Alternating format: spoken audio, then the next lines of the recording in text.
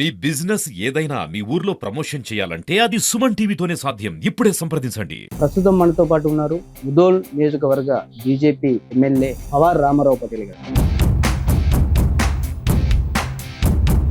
రాష్ట్రంలో అన్ని నియోజకవర్గంలో కాంగ్రెస్ ఇన్ఛార్జీలదే హవా నడుస్తుందని చెప్పేసి అభివృద్ధి పనులను కూడా వాళ్ళ ద్వారానే చేయించడం అనేది కూడా ఒక ఉపయోగం అయితే బయట ఉంది. వాళ్ళ ఇన్ఛార్జిని పెట్టి మేమే పనులు చేపిస్తున్నామని అంటున్నారు. మల్లికార్జున్ ఖడ్గే గారు, రాహుల్ గాంధీ గారు, ప్రియాంక గాంధీ గారు రాజ్యాంగం రాసిన డాక్టర్ బాబాసాహెబ్ అంబేద్కర్ పుస్తకాలు తీసుకొని తిరుగుతున్నారు. బాసర ట్రిపుల్ ఐటీ గత కొన్ని విద్యార్థుల ఆత్మహత్యల వల్ల తల్లిదండ్రులలో చాలా మీరు అన్నది ఖచ్చితంగా కరెక్ట్. గత ప్రభుత్వంలో ఈ ఘటనలు జరిగినాయి. 10th క్లాస్ పాస్ అయిన అబ్బాయిలు కానీ అమ్మాయిలు కానీ అవగాహన ఉండదు. రానున్న సర్పంచ్ స్థానిక సంస్థల ఎన్నికల్లో మీ బీజేపీ పార్టీ ఎన్ని స్థానాలు గెలుస్తుందని మీరు అనుకుంటా ఉన్నారు?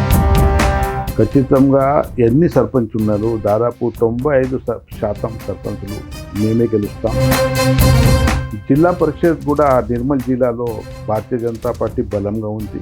కాంగ్రెస్ ప్రభుత్వం 6 గ్యారంటీల గురించి కాంగ్రెస్ పార్టీ 6 గ్యారంటీలు ప్రజలే చెప్తున్నారు. 6 అబద్ధాలు, 66 మోసాలు గత 1 నెల నుంచి మేము కొట్లాడుతున్నాం. హాయ్ హలో నమస్తే, వెల్కమ్ టు సుమన్ టీవీ. నేను మీ ముద్దం విక్రమ్. ప్రస్తుతం మనతో పాటు ఉన్నారు ముదోల్ నియోజకవర్గ బీజేపీ ఎమ్మెల్యే పవార్ రామారావు పటేల్ గారు.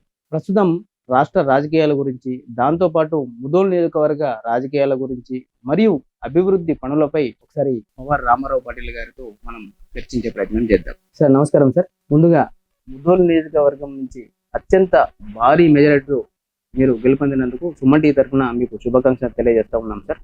ప్రస్తుతం ముదోల్ నియోజకవర్గం నుంచి గెలిచి దాదాపు సంవత్సరం గడుస్తూ ఉన్నారు సార్. ఈ సంవత్సర కాలంలో మీరు ముదోల్ నియోజకవర్గంలో చేసిన అభివృద్ధి పనులు ఏంటి సార్? ఒకసారి మాకు చర్చించండి. Welcome to Suman TV. నేను గత అసెంబ్లీ ఎలక్షన్స్లో భారతీయ జనతా పార్టీ నుంచి 1,00,000 ఓట్లు సాధించిన వ్యక్తి. సంవత్సరం దాటిపోయింది. ఈ సంవత్సరం లోపట్లో ప్రభుత్వం కాంగ్రెస్ పార్టీది ఉన్నప్పుడు కూడా మా తాలూకా అభివృద్ధికి నేను ఏదైతే మేనిఫెస్టోలో, నా సొంత మేనిఫెస్టోలో వైద్య, విద్య, ఇరిగేషన్ గురించి నేను పాట పాడతానని అన్నాను. ఆ విధంగానే నేను వైద్యం గురించి కానీ, విద్య గురించి కానీ, రైతు సోదరులకు ఇరిగేషన్ గురించి కానీ ఎప్పుడు అసెంబ్లీ జరిగినా, ఎక్కడ మంత్రుల దగ్గర కూర్చున్నా, ఎక్కడ కూడా ఇరిగేషన్ చేస్తే మా రైతు సోదరులు లాభం కావాలి. వైద్యం చాలా వీకర్ సెక్షన్ ఉంది, వాళ్ళకు ఫ్రీ వైద్యం అందాలి. ఎడ్యుకేషన్ గురించి మాతా సరస్వతి మా నియోజకవర్గంలో ఉంది, చదువుల తల్లి. మా నియోజకవర్గం నుంచి ఎడ్యుకేషన్ చాలా వీక్ ఉంది.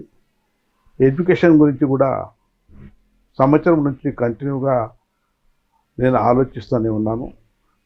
నేను వచ్చిన తర్వాత ఫస్ట్ మా ఏరియా హాస్పిటల్ బైన్సా సిటీలో ఏదైతే ఉంది, ఆ హాస్పిటల్లో అంతకుముందు 12 డాక్టర్లే ఉండే. నేను గవర్నమెంట్లో కొట్లాడి గవర్నమెంట్ హెల్త్ మినిస్టర్కు చెప్పి ఈరోజు 32 డాక్టర్లు తెప్పించి, సరిగా బెడ్ లేకున్నా, ఐసీయూ లేకున్నా ఐసీయూ ఓపెన్ చేయించాను. బెడ్లు కూడా నిరాల ఏదైతే డొనేషన్స్ అందించిందో వాళ్ళ దగ్గరికి వెళ్ళి డొనేషన్తో బెడ్లు తెప్పించాను, మానిటర్స్ తెప్పించాను. మొన్న ఏదైతే 3 ఓటీస్ చాలా మంచిగా లేవంటే 30 లక్షల నిధులతో మొత్తం మన ఏరియా హాస్పిటల్ శుభ్రంగా చేశాము. అదేవిధంగా డయాలసిస్ సెంటర్ ఓపెన్ చేశాను, బ్లడ్ బ్యాంక్ ఓపెన్ చేశాను. ఎన్నో ఇక్కడ డెవలప్మెంట్. ఈరోజు చూస్తే సంవత్సరం నుంచి డైలీ ఓపీడీ 100 నుంచి 1,200 పేషెంట్స్ వస్తున్నారు. డైలీ 10 నుంచి 15 సర్జరీస్ జరుగుతున్నాయి, 10 డెలివరీ కేసెస్ జరుగుతున్నాయి, ఆర్థో కేసెస్ జరుగుతున్నాయి, పాయిజన్ కేసెస్ వస్తున్నాయి, యాక్సిడెంట్ కేసెస్ వస్తున్నాయి.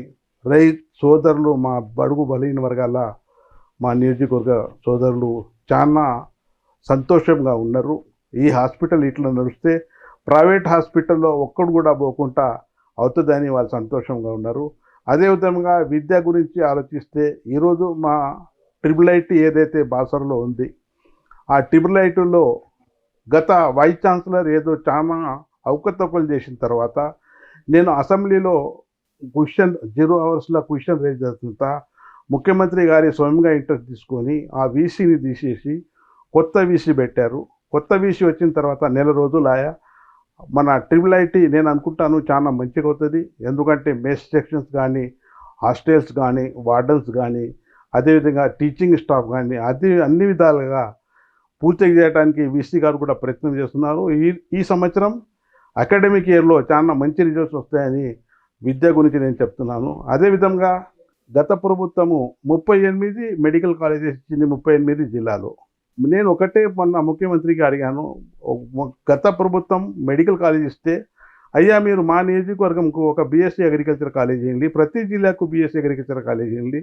ఎందుకంటే ఇక్కడ ఇండస్ట్రీస్ లేవు, రైతు సోదరులు వ్యవసాయం మీదనే ఆధారపడి ఉన్నారు.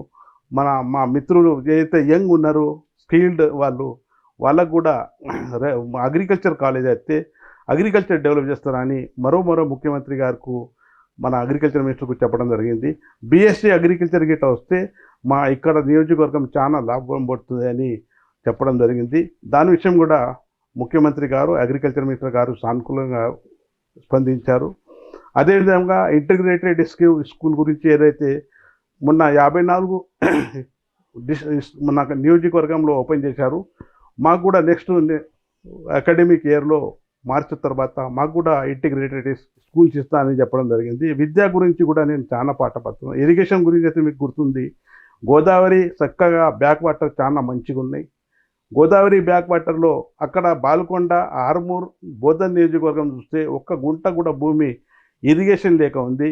మా దురదృష్టం ఇక్కడ ఏదైతే లిఫ్ట్ ఇరిగేషన్స్ ఉన్నాయి అంతా శీతలావస్థలో ఉండే. నేను వచ్చిన తర్వాత Kanakapur lift irrigation, Panchaguda lift irrigation, Rajura lift irrigation, Manmath lift irrigation, అదేవిధంగా Ashta lift irrigation, Brahmangaon lift irrigation మీద చాలా కాన్సన్ట్రేషన్ పెట్టి అన్ని విధాలుగా లిఫ్ట్ ఇరిగేషన్ శాంక్షన్ చేపించి రైతు సోదరులు 2 పంటలు పండాలని చాలా మన దృఢ నిశ్చయంతో నేను ముంగటపోతున్నాను. ఏదైతే లిఫ్ట్ ఇరిగేషన్ శాంక్షన్ అయినాయి, పని జరుగుతున్నాయి, ఖచ్చితంగా మా నియోజకవర్గం సస్యశ్యామలం అవుతుంది. ముఖ్యం ఇంకొకటి అంటే 28 ప్యాకేజ్ గత రాజశేఖర్ రెడ్డి ఏదైతే 2009లో ఇనాగ్రేషన్ చేశాడు అది ఇంతవరకు పెండింగ్ ఉంది.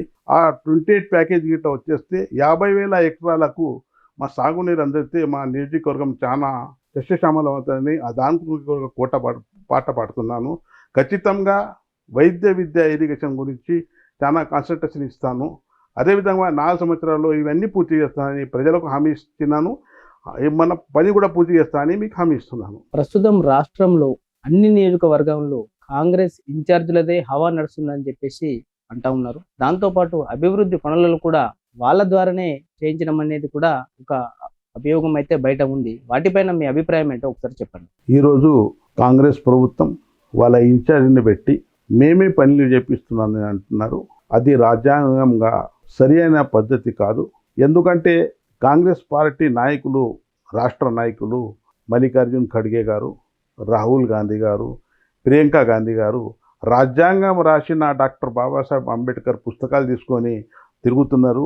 ఆ రాజ్యాంగంలో ఇట్లా రాసింది ఉంటే ఇన్ఛార్జ్ చేయాలని. మన రాజ్యాంగంలో ఒకటే ఉంది, గెలిచిన ఎవరైతే వ్యక్తి ఉంటాడో వాళ్ళ ద్వారానే అన్ని పనులు జరగాలని. ఈ కాంగ్రెస్ పార్టీ వైఖరి ఏదైతే ఉంది పచ్చి అబద్ధము, అంటే ప్రజలకు మొహబట్ట పెట్టే ఈ ప్రభుత్వము. అదేవిధంగా ఈరోజు కేంద్రంలో మా భారతీయ జనతా పార్టీ నరేంద్ర మోదీ గారు ఉన్నారు. మీరు చూడండి, నరేంద్ర మోదీ గారు ఏదన్నా సెంట్రల్ నుంచి ఫండ్స్ ఇస్తే మా పార్టీకే ఇవ్వండి, మా వేరే పార్టీ ఎమ్మెల్యేకి ఇవ్వండి ఎప్పుడు కూడా అన్నారు. సమానంగా అందరికీ అన్ని నియోజకవర్గాలకు మీరు ఇచ్చిన ఫండ్ జరగాలని అంటాడు. అదేవిధంగా ఇక్కడ కాంగ్రెస్ పార్టీ నుంచి 8 ఎంపీలు గెలిచారు. ఆ 8 ఎంపీలకు ఏదైతే వాళ్ళ నియోజకవర్గంలో ఎంపీ ల్యాండ్స్ ఇచ్చారు అది కూడా ఆడ పార్షియాలిటీ చేయకుండా మా రాజ్యాంగం ఏదైతే రాసింది ఉంది ఆ రాజ్యాంగం ప్రకారం నడిచేది మా నరేంద్ర మోదీ గారు. కానీ రాహుల్ గాంధీ, మల్లికార్జున్ ఖర్గే గారు ఎప్పుడు కూడా రాజ్యాంగంకు విరోధం చేస్తున్నారు. ఇంకా పెద్ద పెద్ద మాటలు చెప్తారు, రాజ్యాంగం మేమే మంచిగా చేస్తున్నామని. ప్రజలే చూస్తున్నారు. ఈ ఏదైతే గెలిచిన ఎమ్మెల్యే ఉన్నారో వాళ్ళకు లేకుండా ఇన్ఛార్జ్లకు పెట్టి ఇది మోసం చేసే ప్రభుత్వం అని మీకు అందరికీ తెలుసు. ముదోల్ నియోజకవర్గంలో రాజకీయాలు 3 భాగాలుగా విడిపోయాయని చెప్పేసి ప్రజలు భావిస్తూ ఉన్నారు. ఒకటి నారాయణరావు పటేల్ గారి వర్గం, ఇంకొకటి విఠలరెడ్డి గారి వర్గం, ఇంకొక వర్గం మీ వర్గం. ఈ వర్గపోరు వల్ల మన ముదోల్ నియోజకవర్గ అభివృద్ధి కుంటుపడుతుందని చెప్పేసి ప్రజలు భావిస్తూ ఉన్నారు. వాటిపైన మీ అభిప్రాయం ఏంటి చెప్పండి. వర్గ పోరాటాలు అనేది కాంగ్రెస్ పార్టీలో ఉండొచ్చు. నేనైతే ఎమ్మెల్యేగా గెలిచిన తర్వాత నా ఏదైతే 2,54,000 ఓటర్స్ ఉన్నారో 5 లక్షల మా జనాభా ఉంది. అందరికీ నేను ఎమ్మెల్యే పక్షపాతం లేకుండా వాళ్ళు నా దగ్గర వస్తే ఖచ్చితంగా వాళ్ళ పని చేస్తున్నాను. నేను ఏదైతే అభివృద్ధి కోసం నేను కృషి చేస్తున్నానో ఆ అభివృద్ధి కొరకనే నేను కృషి చేసేవాడు. ఎప్పుడు కూడా పోరాటాలు అనేది వాళ్ళ దగ్గర ఉంటుంది. నేను పెద్దగా నాకు ఇన్ఛార్జు, నీకు ఇన్ఛార్జు, నాకు ఇంత వచ్చింది, నీకు ఇంత వచ్చింది, నాకు చెక్లు వచ్చినాయి, నీకు చెక్లు వచ్చినాయి, నేను ప్రొసీడింగ్ తెచ్చినాను, నేను ప్రొసీడింగ్ తెచ్చినాను, నాకు దాంతో సంబంధం లేదు. నా నియోజకవర్గంలో ఉన్న మా రైతు సోదరులు కానీ, వ్యాపారస్తులు కానీ, విద్యార్థులు కానీ, యంగ్ స్టూడెంట్స్ కానీ అందరికీ అభివృద్ధి కోసం పాట పాడి వాళ్ళ ప్రోగ్రెస్ కావాలా, వాళ్ళు మంచిగా సుఖ సంతోషాలతో ఉండాలని నేను పాట పాడుతున్నాను. ప్రతిపక్షంలో ఉన్నప్పుడు కూడా ఈరోజు నేను ఛాలెంజ్ ఇస్తున్నాను. మా పక్కకు బోధన ఉంది, కాంగ్రెస్ పార్టీ ఎమ్మెల్యే ఉన్నాడు. అక్కడ ఖానాపూర్ ఉన్నది, కాంగ్రెస్ పార్టీ ఎమ్మెల్యే ఉన్నాడు. నిజామాబాద్ రూరల్ ఉంది, కాంగ్రెస్ పార్టీ ఎమ్మెల్యే ఉన్నాడు. నేను ఛాలెంజ్గా చెప్తాను, అయ్యలు కూడా కాంగ్రెస్ పార్టీలో ఉండి వాళ్ళ నిధులు ఏదైతే తెలియదు, నేను ఇలా 200 కోట్లతోని సంవత్సరం లోపట్లో ఈ నియోజకవర్గంకు అభివృద్ధి కోసం కృషి చేస్తున్నాను. ఖచ్చితంగా నాకు ఎవరితోని పోటీ లేదు, వాళ్ళు నాతోని పోటీలో ఉండరు. నాది ఒకటే ధ్యేయం, నా ప్రజలు నా నియోజకవర్గం సుఖ సంతోషాలతో ఉండాలి, అభివృద్ధితో పని జరగాలి. ఎక్కడ కూడా ఆటంకం లేకుండా, ఎవ్వరు కూడా వచ్చినా ఏ పక్షపాతం లేకుండా కూడా నేను పనిచేస్తున్నాను, చేస్తా కూడా అని మీ సుమన్ టీవీ ముంగట చెప్తున్నాను. బీజేపీ పార్టీ నుంచి గెలిచిన ఎమ్మెల్యే, రాష్ట్రంలో ఉన్నది మాత్రం కాంగ్రెస్ ప్రభుత్వం. మన ముదోల్ నియోజకవర్గ అభివృద్ధి విషయంలో రాష్ట్ర ప్రభుత్వ సహకారం ఎలా ఉంది సార్? మొన్న అసెంబ్లీ జరిగింది. అసెంబ్లీలో నేను ఏదైతే నా నియోజకవర్గం అభివృద్ధి గురించి మాట్లాడాను, అక్కడ ఉన్న మంత్రులు కానీ, ముఖ్యమంత్రి కానీ సానుకూలంగా స్పందించి న్యాయంగా పోరాడుతున్నారు. పక్షపాతం లేకుండా పోరాటం. ఇది ఏ రోజు ఇరిగేషన్ అంటే ఏ పార్టీకి సంబంధం లేక అందరి రైతులకు వస్తుంది. వైద్యం అనేది అక్కడ కాంగ్రెస్, బీజేపీ, టీఆర్ఎస్ ఎటువంటిది ఉండదు. విద్య గురించి అటు నేను ఏదైతే కృషి చేస్తున్నానో, కొట్లాడుతున్నానో, ఈ గురించి కొట్లాడుతున్నాను. న్యాయపరంగా కానీ, ముఖ్యమంత్రి కూడా కానీ, అక్కడ ఉన్న సంబంధిత మంత్రి, ఇరిగేషన్ మంత్రి ఉత్తమ్ కుమార్ రెడ్డి కూడా కానీ సానుకూలంగా స్పందించి ఖచ్చితంగా మీ నియోజకవర్గంకు నేను సస్యశ్యామలం చేస్తానని చెప్పడం జరిగింది. చేసే వ్యక్తికి పార్టీ ఏదైనా ఉండదు, అది ఖచ్చితంగా మన పనితీరు చూసి ఏ ముఖ్యమంత్రి కానీ, ఏ పార్టీ గారు కానీ ఖచ్చితంగా మనకు ఫండ్ ఇస్తుంది. నేను కొట్లాడి ఫండ్ తెస్తాను, లేకున్నా కేంద్ర సాయం తీసుకుంటాను. కేంద్ర సాయం నుంచి ప్రసాద్ స్కీమ్లో మా సరస్వతి మాత టెంపుల్ కూడా ఫండ్స్ చేయడానికి మన సానుకూలంగా మన కిషన్ రెడ్డి గారు మాట్లాడారు. అదేవిధంగా సిఎస్ఆర్ నుంచి ఏదైతే ఫండ్స్ వస్తాయి సెంట్రల్ గవర్నమెంట్ నుంచి, దాన్ని కూడా మంత్రులు మా కిషన్ రెడ్డి గారి, బండి సంజయ్ అన్న కానీ వాళ్ళు కూడా నాకు సపోర్ట్ ఇస్తున్నారు. నాది ఒకటే ధ్యేయం, నా తాలూకా అభివృద్ధి కావాలా. నా తాలూకాలో ఉన్న ప్రతి ఒక్క యువకుడు ఎడ్యుకేటెడ్ కావాలి, వైద్యం ఫ్రీగా కావాలి, ఇరిగేషన్ పూర్తి కావాలని కొట్లాడుతున్నాను. దాని విషయం నేను ఖచ్చితంగా కాన్సన్ట్రేషన్ ఇస్తాను.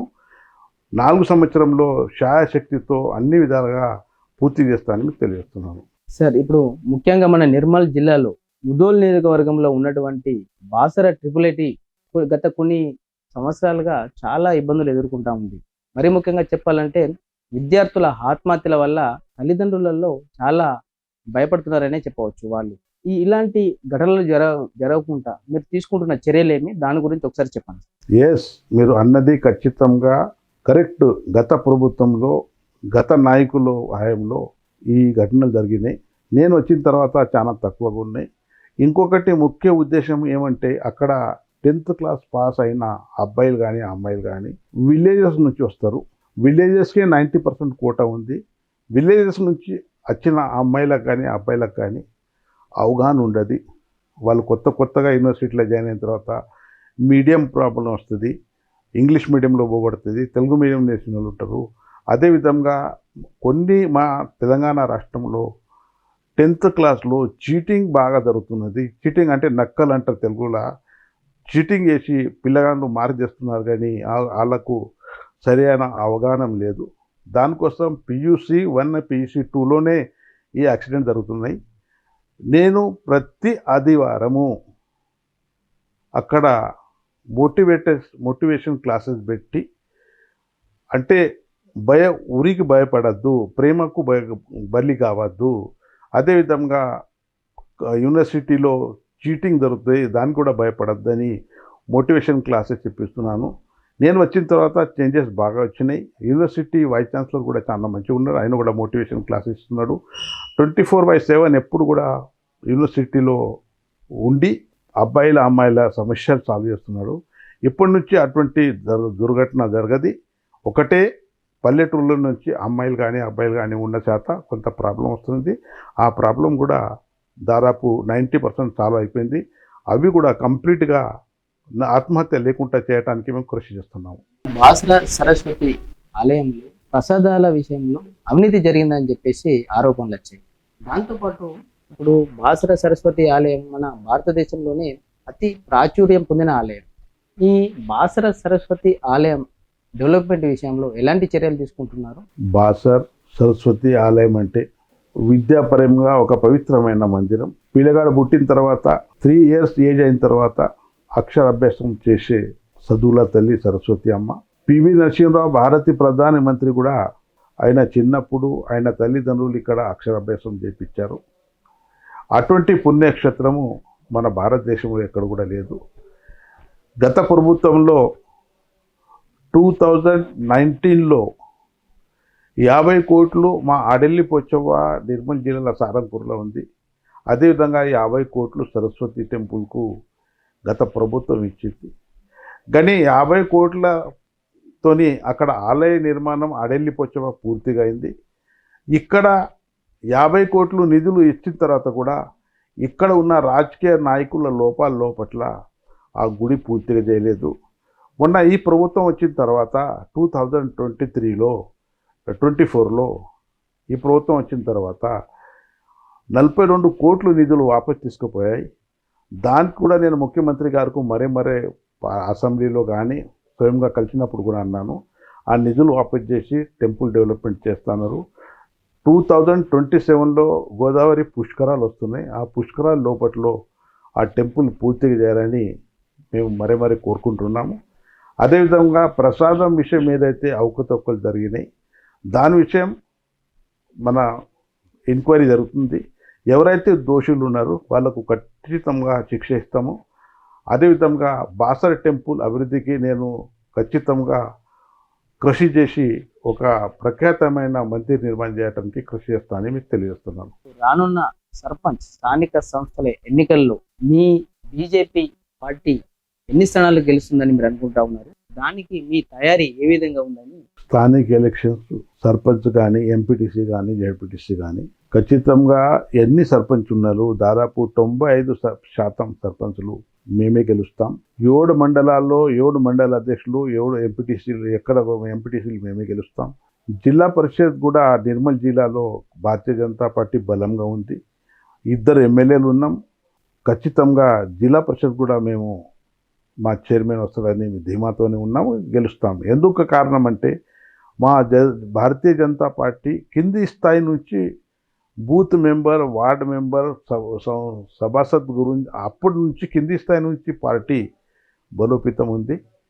మా భారతీయ ప్రధానమంత్రి కానీ ఉత్తరప్రదేశ్ ముఖ్యమంత్రి కానీ ఒక బూత్ అధ్యక్షుడు ఉన్న వాళ్ళే ఇలా ప్రధానమంత్రి అయినరు, ముఖ్యమంత్రి అయినరు. మా భారతీయ జనతా పార్టీ సిద్ధాంతాలు ఎవరికి ఉన్నాయి, సిద్ధాంతవాది పార్టీ. అన్ని విధాలుగా మేము గెలిచిన తర్వాత కూడా ఇప్పటి నుంచి మెంబర్షిప్స్ కానీ బూత్ అధ్యక్షులు కానీ చాలా ఘనంగా నిశ్చితంగా ఉన్నాము. ఖచ్చితంగా అన్ని సర్పంచెస్, ఎంపీటీసీలు, జడ్పీటీసీలు గెలుస్తామని ధీమాతో లేక ఖచ్చితంగా గెలుస్తాము. బద్దగుర్తి చెప్తున్నాం, మేము గెలుస్తామని హామీ ఇస్తున్నాం.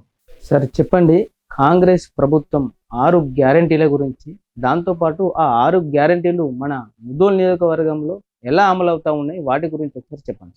కాంగ్రెస్ పార్టీ 6 గ్యారెంటీలు ప్రజలే చెప్తున్నారు. మా నియోజకవర్గం కాదు, తెలంగాణ ప్రజలే చెప్తున్నారు. 6 అబద్ధాలు, 66 మోసాలు గత 1 నెల నుంచి మేము కొట్లాడుతున్నాము. హామీలు ఇవ్వకుండా ప్రభుత్వం నడిపించే పార్టీ అంటే కాంగ్రెస్ పార్టీ. ఈరోజు చూస్తున్నారు, మొన్న ముఖ్యమంత్రి స్వయంగానే ఫండ్స్ లేవు మా దగ్గర, అన్ని హామీలు ఇవ్వలేమని చెప్పడం జరిగింది. ముఖ్యమంత్రి గారికి కాంగ్రెస్ పార్టీకి ఒకటే సవాల్ ఇస్తున్నాను నేను, ఫండ్స్ లేనిది మీకు గుర్తుంది. టీఆర్ఎస్ ప్రభుత్వంలో ఫండ్స్ అవకతవకలు అవుతున్నాయని మీకు గుర్తుంది. అయినా కూడా మీరు హామీలు ఎందుకు ఇచ్చారు, ప్రజలకు మోసం ఎందుకు చేస్తున్నారు, ప్రజలకు మోసపడి ఓట్లు ఎందుకు తీసుకున్నారని మేము మరీ చెప్తున్నాము. ఈ 6 అబద్ధాలు, 66 మోసాలు మా తెలంగాణ రైతు సోదరులు కానీ, తెలంగాణ ప్రజలు కానీ ఖచ్చితంగా వాళ్ళకు బుద్ధి చెప్తారు. చిత్తశుద్ధితో వచ్చే ఎలక్షన్స్లో 1 సీట్ రాకుండా కూడా ఓడిపోతారని నేను ఈ సుమన్ టీవీ ముంగట చెప్తున్నాను. సార్ చెప్పండి, ముదోల్ నియోజకవర్గంలో బైన్సా పట్టణం ఎంతో ముఖ్యమైన సార్, అది రాజకీయంగా ప్రకారంగా, దాంతోపాటు మతపరంగా కూడా. ఈ ఎంఐఎం పార్టీ ప్లస్ బీజేపీ ఇప్పుడు ఈ ముదోల్ నియోజకవర్గంలో ఈ బైన్సా పట్టణానికి, ఆ పట్టణంలో అయితే ఎంఐఎం పార్టీ ఉంది, దాంతోపాటు ఇప్పుడు నియోజకవర్గాన్ని చూస్తే మనం బీజేపీ. పట్టణ అభివృద్ధి విషయంలో బీజేపీ ఎంఐఎం పార్టీల మధ్య సమన్వయం ఎలా ఉంది, ఈ అభివృద్ధి ఎలా ఉండబోతా ఉంది? ఎంఐఎం పార్టీ బైన్సల్లో మున్సిపల్ చైర్మన్ ఉన్నారు. ఎంఐఎం పార్టీ అంటే ఒక మతపరంగా పార్టీ. భారతీయ జనతా పార్టీ మీకు ఏదైతే కొందరు ప్రతిపక్ష నాయకులు భారతీయ జనతా పార్టీ కూడా ఒక మతపరంగా పార్టీ అంటారు, అది అస్తంగా అబద్ధం, పచ్చి తప్పు. ఎందుకంటే భారతీయ జనతా పార్టీ గత 11 సంవత్సరాల నుంచి నరేంద్ర మోదీ సర్కార్ నడిపిస్తున్నాం. దానికన్నా ముందు అటల్ బిహారీ వాజ్పేయి 8 సంవత్సరాలు నడిపించాడు. భారతీయ జనతా పార్టీ ఒక మతపరంగా పార్టీ కాదు, ఒక మతానికి సంబంధించిన పార్టీ కాదు.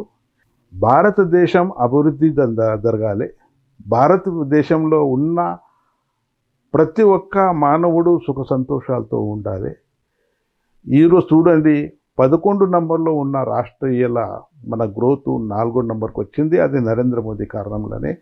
మతపరంగా మా భారతీయ జనతా పార్టీ కాదు. ఎంఐఎం పార్టీ ఉండిండొచ్చు, నాకు దానికి సంబంధం లేదు. బైన్సాలో ఏదైతే ఇంతకుముందు అల్లర్లు జరిగినాయి, అటువంటి అల్లర్లు నేను వచ్చిన తర్వాత కూడా ఏ అల్లర్లు కూడా లేరు. ఏదైతే మా హిందూ మతాల పండుగలు ఉంటాయి, ఆ పండుగలో రామనవమి అనుకోండి, దసరా అనుకోండి, అదేవిధంగా గణేష్ విసర్జన అనుకోండి, దుర్గామాత అనుకోండి, అటువంటి కారణాలు కూడా ఇప్పటి వరకు ఎటువంటి దుర్ఘటన జరగలేదు. వచ్చే 4 సంవత్సరాలు కూడా అటువంటి కావు. అదేవిధంగా ముస్లింకు సంబంధించిన బక్రీద్ కానీ, రంజాన్ కానీ ఏదైతే వాళ్ళు పండుగ చేసుకుంటారో, మేము హిందూ ముస్లిం భాయి అనుకుంటా వాళ్ళ పండుగకు మేము పోతాం, మా పండుగకు వాళ్ళు వస్తారు. ఇక్కడ అటువంటిది నేను ఎటువంటి భేదాలు పెట్టుకోలేదు. నేను ఒకటే, అభివృద్ధికి, డెవలప్మెంట్కు నేను ఎప్పుడు పాట పాడే మనిషి. నేను ఖచ్చితంగా అభివృద్ధి కోసమే నేను ఆలోచిస్తూ ఉంటా, అభివృద్ధి చేస్తాను.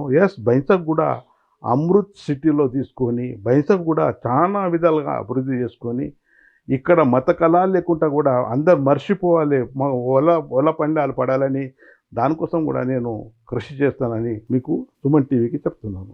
సరే, ఇప్పుడు కాంగ్రెస్ ప్రభుత్వం సంక్షేమ హాస్టళ్లలో, దాంతోపాటు గురుకులాల్లో కూడా విద్యార్థుల సంక్షేమార్థం వాళ్ళకి మంచి ఫుడ్ ఇచ్చే విధంగా ఈ మధ్యనే డైట్ ఛార్జీలు అయితే చాలా పెంచారు. గత ప్రభుత్వం ఏదైతే బీసీ హాస్టల్స్ ఉన్నాయి, కస్తూర్బా హాస్టల్ ఉంది, అదేవిధంగా ఇలా minority hostel, Mahatma Jyotiba Phule hostel, అందులో గత 10 సంవత్సరాల నుంచి డైట్ ఛార్జీలు పెంచలే. ఈ ప్రభుత్వం వచ్చిన తర్వాత 40% ఇంక్రీజ్ చేసి డైట్ ఛార్జీలు పెంచారు. వాళ్ళకు స్వాగతం పలుకుతున్నాం మా పార్టీ నుంచి, వెల్కమ్, మంచి పని చేశారు. అదేవిధంగా ఏదైతే ఇలా హాస్టల్లో సౌకర్యాలు లేవు, 10-12 సంవత్సరాల నుంచి ఏ పనులు కూడా జరగలే హాస్టల్లో. కంపౌండ్ వాల్స్ అనుకోండి, హాస్టల్ రిపేర్స్ అనుకోండి, డ్రైనేజ్ వ్యవస్థ అనుకోండి, బాత్రూమ్స్ అనుకోండి, బెడ్స్ అనుకోండి, అటువంటి ఏది జరగలేదు. నా దృష్టిలో ఎక్కడ కూడా వస్తే దానికి నేను కలెక్టర్ గారికి కానీ మా ఇన్ఛార్జ్ మినిస్టర్కి కానీ దృష్టిలో పెడుతున్నాను. కొన్ని విధాలుగా కొన్ని హాస్టల్స్లో నా దృష్టికి వచ్చిన తర్వాత అన్ని విధాలుగా కాంపౌండ్ వాల్స్ కానీ, డ్రైనేజ్ వ్యవస్థ కానీ, బాత్రూమ్స్, వాష్రూమ్స్ కూడా మంచిగా చేయడం జరిగింది. ఇంకా నాకు దృష్టిలో ఖచ్చితంగా వస్తే దానికి కృషి చేస్తున్నాను. దాదాపు అది కూడా ఎక్కడ లేకున్నా కూడా ప్రభుత్వం కూడా దానికి స్పందనిస్తుంది.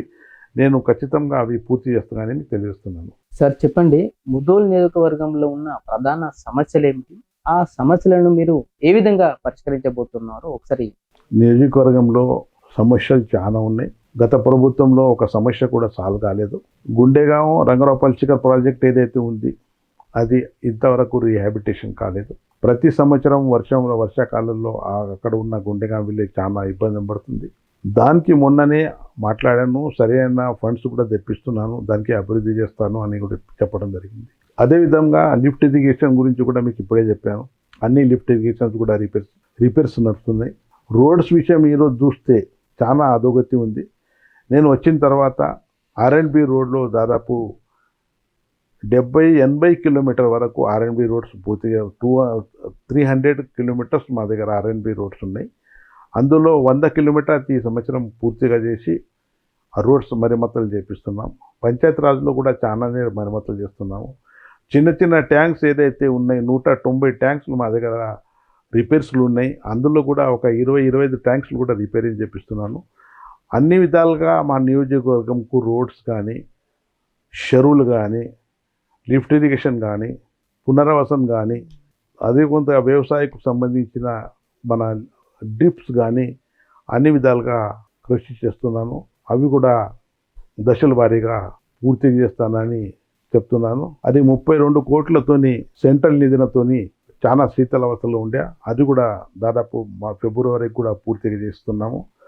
ఇంకా సెంట్రల్ నుంచి ఫండ్ తెచ్చి, స్టేట్ గవర్నమెంట్ నుంచి ఫండ్ తెచ్చి మా నియోజకవర్గాల్లో రోడ్స్ అభివృద్ధి చేయడానికి కృషి చేస్తాను కూడా అని మీ సుమన్ టీవీ ముంగట హామీ ఇస్తున్నాను.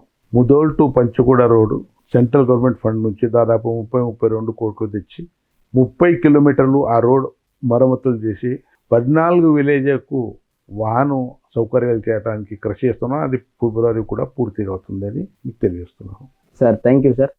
మీ బిజీ టైంలో కూడా సుమన్ టీవీ ప్రేక్షకులకు, దాంతోపాటు ముదోల్ నియోజకవర్గ ప్రేక్షకులకు మంచి ఇంటర్వ్యూ అందించినందుకు ధన్యవాదాలు. సుమన్ టీవీ వారు నా దగ్గర వచ్చి నా నియోజకవర్గం కూడా కానీ నేను చేసే అభివృద్ధి పనులు, నేను చేయబోతూ అభివృద్ధి పనులు, ప్రజల్లో ఉండి 18 గంటలు ప్రజలలో పనిచేస్తున్నాను.